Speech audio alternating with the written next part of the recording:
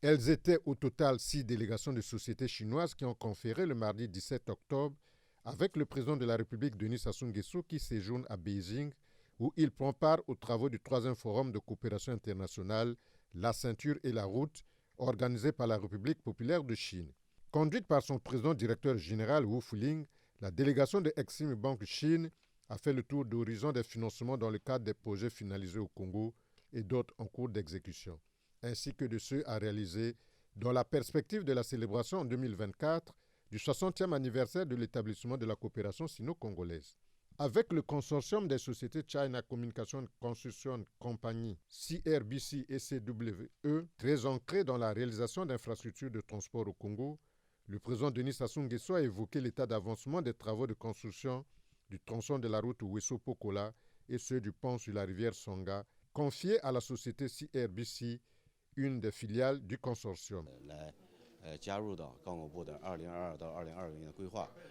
La société CRPC a déjà installé depuis 2002 au Congo via la reconstruction de la cimenterie Sonocre. Et après, on a réalisé le projet RN2 de tronçon de Montpellier à Vaisseau et aussi le viaduc et le pont à Auban se trouvent à Brazzaville avec d'autres projets. Donc,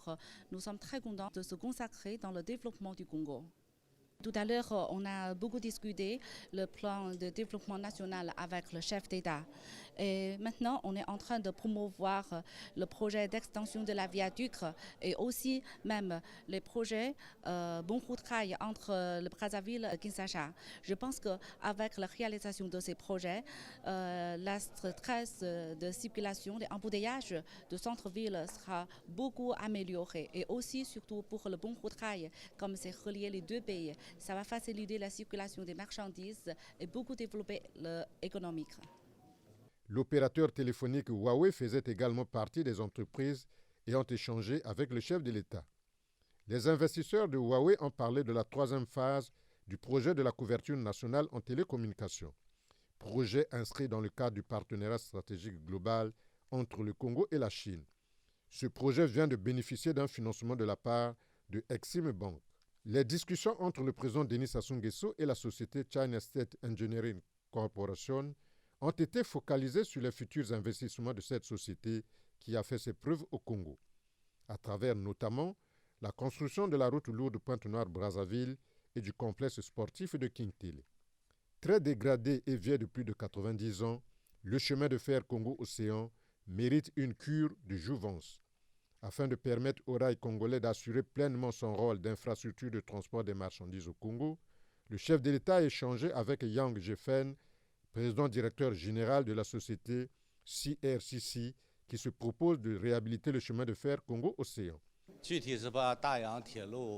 On a échangé avec son Excellence, Monsieur le Président de la République, le projet des travaux de réhabilitation pour la ligne ferroviaire, le chemin de fer Congo-Océan. On voudrait, à travers des travaux de réhabilitation de cette ligne ferroviaire, pour rétablir la capacité de transport de cette ligne et rétablir la vitesse de transport de cette ligne, pour contribuer au développement économique du pays. Enfin, le développement de l'agriculture au sens large étant au cœur du programme de gouvernement du président de la République, les investisseurs de la société Cap Found entendent accompagner la République du Congo dans la production d'engrais à base de potasse et de phosphate afin de booster l'économie nationale congolaise. L'amitié et la fraternité chinoise aidant, tous les investisseurs reçus par le chef de l'État lui ont gratifié chacun des présents très symboliques, à l'image d'une toile sur laquelle est gravée l'image d'une ville chinoise vieille de plus de 1000 ans, du vase en porcelaine sur lequel sont représentés 2 pans symbolisant l'harmonie et la prospérité pour le Congo qui a traversé comme d'autres pays la dure épreuve de la pandémie du Covid-19.